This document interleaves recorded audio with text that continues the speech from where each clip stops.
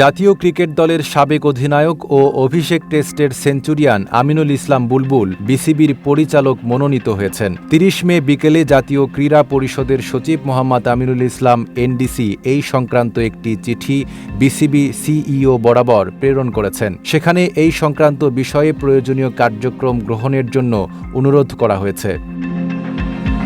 বিসিবির পরিচালনা পর্ষদে জাতীয় ক্রীড়া পরিষদ থেকে 2 জন পরিচালক মনোনীত করা যায়। গতকাল রাতে জাতীয় ক্রীড়া পরিষদ ফারুক আহমেদের মনোনয়ন প্রত্যাহার করায় সেই পদ শূন্য হয়।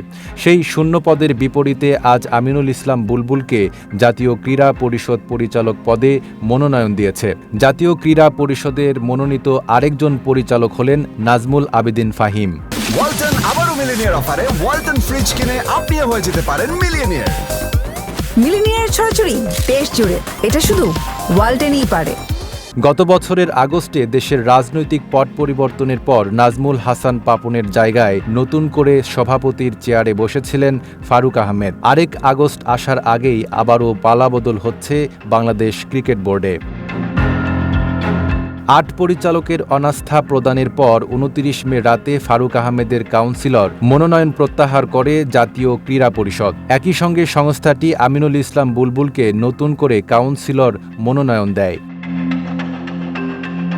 আমিনুল ইসলাম বুলবুল 1988 সাল থেকে 2002 সাল পর্যন্ত 14 বছর আন্তর্জাতিক ক্রিকেট খেলেছেন, যার ওয়ানডে ক্রিকেটে অভিষেক 1988 সালে। 39টি ওয়ানডে খেলে 3 হাফ সেঞ্চুরিতে তার রান 794। টেস্টও খেলেছেন 13টি। ভারতের বিপক্ষে বাংলাদেশের অভিষেক টেস্টের সেঞ্চুরিয়ান বুলবুল। 2002 সালে শেষ টেস্ট খেলার আগে 26 ইনিংসে করেছেন 530 রান। একটি সেঞ্চুরির পাশাপাশি আছে 2টি হাফ সেঞ্চুরিও। 1998 সাল থেকে 2000 সাল পর্যন্ত তিনি ওয়ানডে দলকেও নেতৃত্ব দিয়েছেন। তার নেতৃত্বে 16 ম্যাচ খেলে বাংলাদেশ জিতেছে 2টি ম্যাচ। নাইম আরাবি, ঢাকা পোস্ট।